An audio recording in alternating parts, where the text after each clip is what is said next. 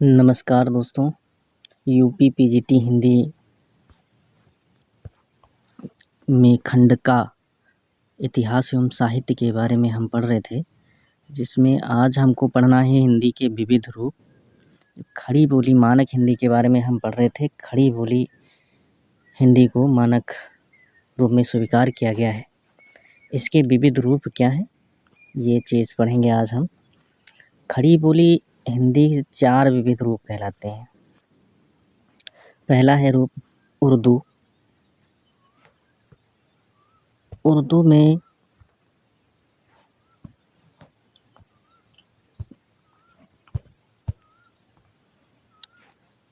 उर्दू को मुसलमानों की बोली कहा जाता है या फारसी लिपि में लिखी जाती है। उर्दू का जन्म खड़ी बोली से ही हुआ है। उर्दू कोई अलग भाषा ना होकर खड़ी बोली से ही विकसित हुई है।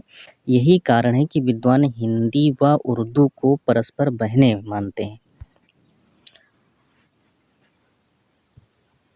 उर्दू में अरबी फारसी शब्दों की बहुलता रहती है तथा यह फारसी लिपि में लिखी जाती है। ब्रिटिश औपनिवेशिक काल के पूर्व यह हिंदू मुस्लिम दोनों की भाषा थी, परंतु ब्रिटिश उपनिवेश के दौरान अंग्रेज़ों ने हिंदू व मुस्लिम दोनों में फूट डालकर उर्दू को मुसलमानों व हिंदी को हिंदुओं की भाषा घोषित कर दिया। उर्दू की प्रारंभिक पुस्तक बानो बहार, जिसका रचना काल 18वीं सदी है।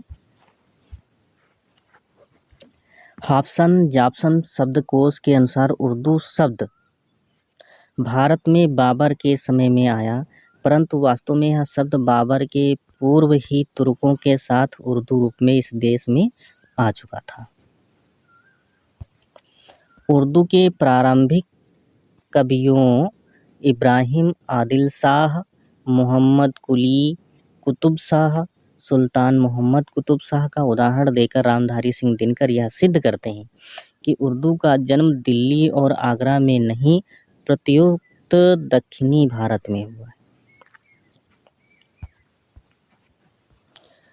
उनकी मान्यता है कि दिल्ली और आगरा तो इस्लामी संस्कृति के गढ़ थे और बाहर से आने वाले मुस्लिम इन्हीं केंद्रों पर ठहरते थे, इसलिए यहाँ फारसी के श्रोता मिल जाते थे और कवि या तो ब्रज या अवधी या शुद्ध फारसी में लिखते थे।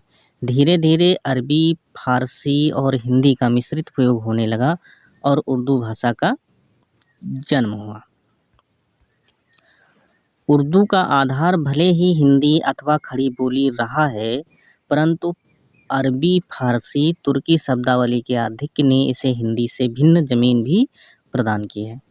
स्वाधीनता आंदोलन के दौरान महात्मा गांधी सदृश नेताओं के प्रयास से यह भाषा शब्दावली की दृष्टि से हिंदी के निकट अवश्य आई, परंतु उससे पहले और बाद में भी इसमें क्लिष्ट अरबी फारसी शब्दावली का प्रयोग बढ़ता रहा।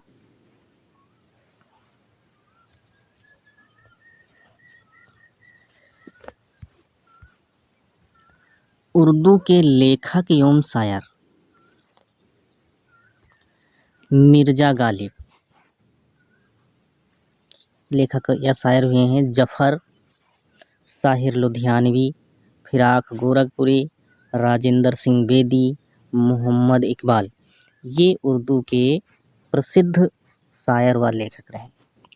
अब हिंदी खड़ी बोली का दूसरा रूप दक्षिणी कहलाता है। दक्षिणी शब्द का प्रयोग दक्षिण का निवासी या दक्षिण की भाषा 2 अर्थों में किया जाता है। भारतीय साहित्य में दक्षिण पथ शब्द का प्रयोग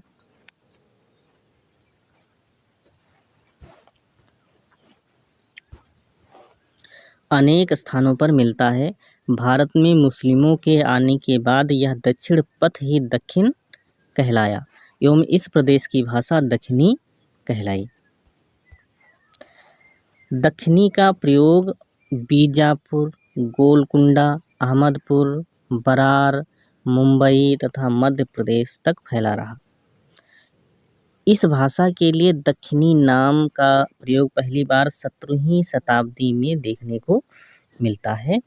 इसके बाद में हम आते हैं, दक्षिणी कोई स्वतंत्र भाषा न होकर मूलतः 14वीं-15वीं सदी की घड़ी बोली हिंदी है। भारत आने पर तमाम मुस्लिमों ने माध्यम भाषा के रूप में खड़ी बोली को ही स्वीकारा है। मुस्लिमों के साथ साथ वहाँ रहने वाले हिंदुओं ने भी इस बोली को स्वीकार किया और इस प्रकार दक्षिण में दक्षिणी प्रचलित हो गई। इसकी लिपि उर्दू के समान फारसी लिपि है। इसको गुजरी भी कहते हैं। ध्यान रखिए, दक्षिणी को गुजरी भी कहा जाता है, क्योंकि दक्षिणी का गुजरात में प्रयुक्त होने वाला रूप गुजरी भी कहा जाता है। इसमें अरबी फारसी के अतिरिक्त गुजराती शब्द भी मिलते हैं। प्रसिद्ध इतिहासकार गारसादातासी दक्षिणी को हिंदी का ही एक अन्य नाम स्वीकार करते हैं। उनके अनुसार दक्षिण में प्रयुक्त हिंदू मुसलमानों की मिश्रित भाषा ही दक्षिणी है। ग्रियर्सन भी दक्षिणी को हिंदुस्तानी का ही एक रूप मानते हैं। इसका प्रयोग मुख्य रूप से दक्षिण के मुस्लिम करते हैं। सुनीत कुमार चटर्जी इसे हिंदुस्तानी तो नहीं, परंतु उसकी सहोदर भाषा स्वीकारते हैं। रामविलास शर्मा दक्षिणी को खड़ी बोली का ही एक विशिष्ट रूप मानते हैं। डॉक्टर भोलानाथ तिवारी इसे प्राचीन खड़ी बोली मानते हैं। दक्षिणी भाषा में खड़ी बोली के अतिरिक्त ब्रज, हरियाणवी, मेवाती, पंजाबी, कुछ अवधी के रूप भी पाए जाते हैं। इसका तात्पर्य यह नहीं है कि दक्षिणी इन सभी भाषाओं और बोलियों से प्रभावित है, वरन इन सभी बोलियों का विकास एक साथ हुआ है, इसलिए ये सब दक्षिणी भाषा में मिलते हैं, इनके शब्द मिलते हैं।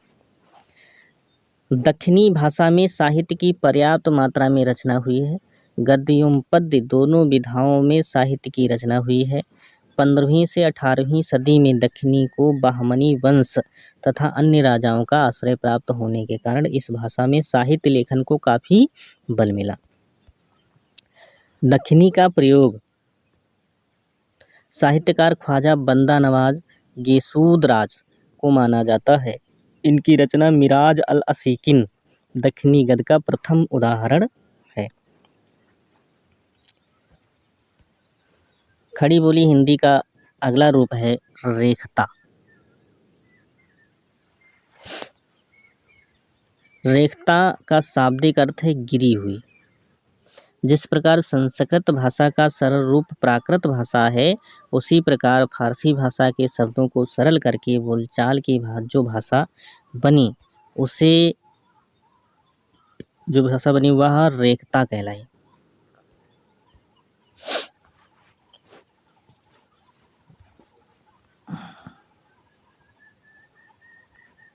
मुस्लिम शासन के दौरान जब दिल्ली व आगरा के मुस्लिम दरबारों में फारसी भाषा का प्रयोग हो रहा था, तभी दक्षिण भारत के मुस्लिम शासकों के दरबारों में उर्दू का प्रयोग हो रहा था। जब इसी उर्दू में अरबी फारसी के शब्द मिल गए तो यह मिश्रित भाषा रेखता कहलाई। अतः स्पष्ट है कि रेखता भाषा में उर्दू, अरबी व फारसी के शब्दों का मिश्रण था। यही भाषा शायरों की प्रिय भी बनी।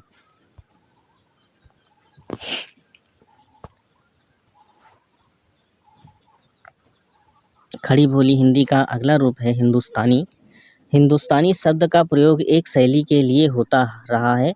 17वीं शताब्दी में इस रूप में हिंदुस्तानी का पहला प्रयोग स्वामी प्राणनाथ में मिलता है।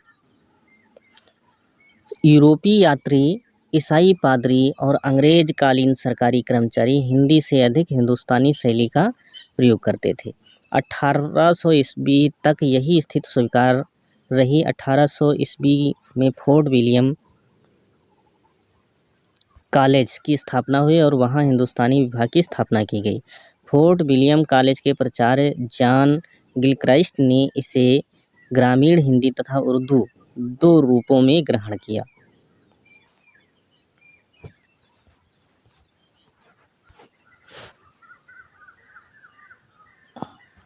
फोर्ट विलियम कॉलेज में हिंदुस्तानी के नाम पर उर्दू पढ़ाई जाती थी।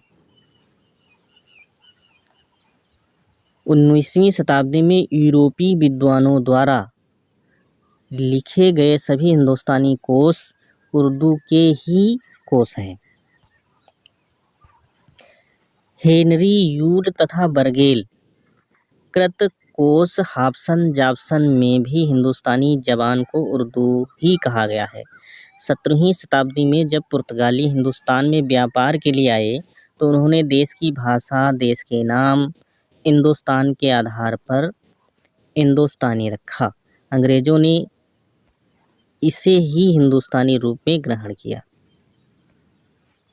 डॉक्टर सुनीत कुमार चटर्जी ने भी इसका प्रयोग 17वीं शताब्दी के प्रारंभ से ही स्वीकार करते हैं। डॉक्टर भोलानाथ तिवारी 15वीं शताब्दी से इसे पहले स्वीकारते हैं।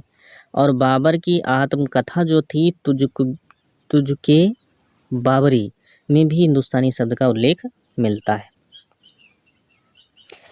हिंदुस्तानी के सबसे प्रबल समर्थक एवं प्रचारक महात्मा गांधी की मान्यता थी कि जिसको उत्तर में हिंदू व मुसलमान बोलते हैं और जो नागरी अथवा फारसी लिपि में लिखी जाती है हिंदुस्तानी वह भाषा है। 1935 ईस्वी में महात्मा गांधी ने हिंदी साहित्य सम्मेलन के नागपुर अधिवेशन के अवसर पर हिंदी को देश के नाना वर्णों और समुदायों को जोड़ने वाली अर्थात एकता की भाषा कहकर संबोधित किया था और इसे राष्ट्रीय भाषा घोषित कर दिया। इस प्रकार से हमने खड़ी बोली हिंदी के विविध रूपों को देखा और इसका एक रूप कहलाया आपका हिंदुस्तानी, एक रूप रेखता, एक रूप दक्षिणी, एक रूप उर्दू। इस प्रकार से खड़ी बोली हिंदी जो मानक भाषा के रूप में स्वीकृत की गई है, इसके 4 रूप बताए गए हैं: उर्दू, रेखता, दक्षिणी और हिंदुस्तानी। आज के वीडियो में इतना ही और अगले वीडियो में फिर मिलेंगे। हमें सपोर्ट करने के लिए हमारे चैनल को सब्सक्राइब, लाइक करना, शेयर करना मत भूलिएगा। तब तक के लिए नमस्कार। वंदे मातरम।